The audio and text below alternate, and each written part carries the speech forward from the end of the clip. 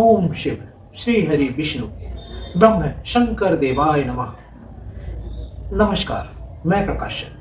तीन पग भूमि में एक ही पग में तीनों लोगों को नापने वाले श्री हरि विष्णु भगवान को बारंबार प्रणाम। इस मृत्यु लोक में जीव जगत के जीव जन्म लेकर सोचते हैं कि वो विधाता की इस सृष्टि की रचनाओं में अपने दिमाग के दुरुपयोग के द्वारा सब कुछ जीतकर देवताओं को अपने अधीन कर लेंगे, पर वो ये नहीं जानते कि विधाता समस्त प्रकार के जीवों को बनाकर उनके अंदर एक कमी भी रखी हुई है जो उनके सारे बने बनाए कार्यों को बिगाड़ सकती है और उस जीव को वापस अपनी स्थिति में पहुंचा सकती है।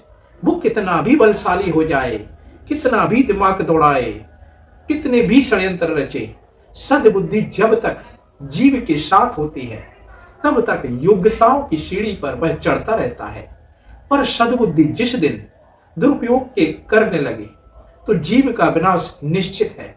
फिर भले विधाता को ही जन्म लेकर गलत को सही करने का कार्य करना पड़े तो किसी न किसी रूप में विधाता ही सूक्ष्म रूप धरकर अपने होने का प्रमाण, प्रत्यक्ष प्रमाण देते हैं। इसी प्रकार शुक्राचार्य ने अपने षड्यंत्रों के माध्यम से आसुरी शक्तियों का तीनों लोकों पर विजय प्राप्त करने के लिए प्रहलाद के पोते राजा बलि को उकसाकर अपनी शक्ति और सामर्थ्य के द्वारा स्वर्ग लोक से देवताओं को निष्कासित करने का कार्य किया और विजय प्राप्त की। पर शक्ति के अभिमान में राजा बलि भूल गए कि शुक्राचार्य अपने स्वार्थ के लाभ के लिए यह कार्य करा रहे हैं।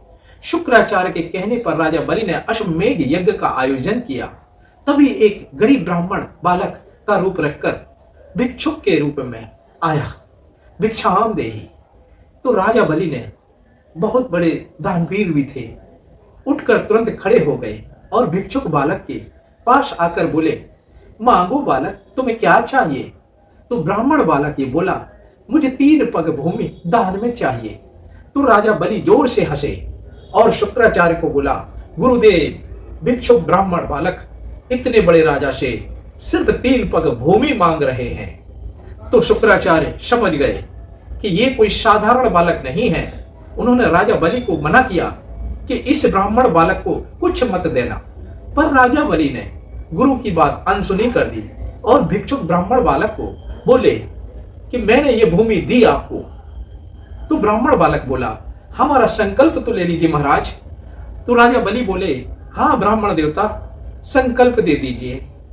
तो ब्राह्मण बालक ने अपना कमंडल की टोटी से जल देना चाहा, परंतु शुक्राचार्य सूक्ष्म रूप रखकर उस टोटी के अंदर बैठ गए और जल की धारा को रोक दिया। तो ब्राह्मण बालक ने कुशा का एक तिनका उठाकर नली में डाल दिया, जिससे शुक्राचार्य की आंख फूट गई। आंख फूटने के असहनीय दर्द से और पीड़ा से के कारण वो बाहर भाग गए और भूमि पर गिर गए। तब ब्राह्मण बालक ने राजा बलि को संकल्प दिया।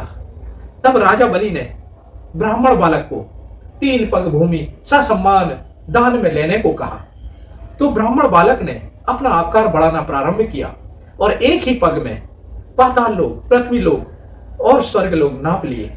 तब राजा बलि समझ गए कि उनके दादा की रक्षा करने वाले सृष्टि के पालनहार स्वयं श्री हरि विष्णु भगवान है ये।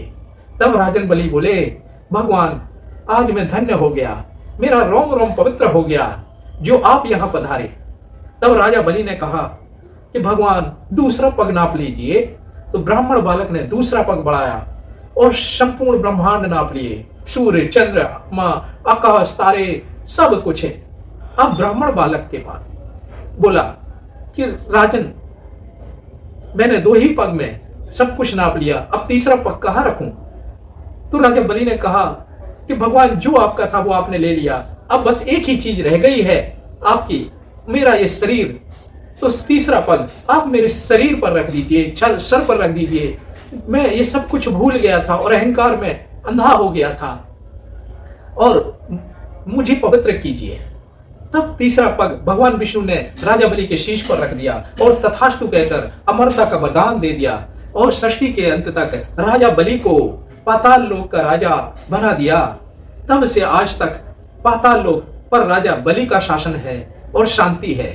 इस प्रकार भगवान श्री हरि विष्णु ने पालनहार के रूप में सृष्टि का संचालन जो रुक गया था उसे सुचारू रूप से चलाने के लिए देवताओं को स्वर्ग लोक, मनुष्य जीवों को पृथ्वी लोक और पाताल लोक का नेतृत्व राजा बलि को प्रदान किया।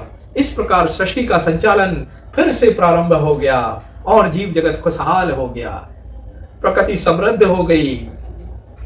धन्यवाद।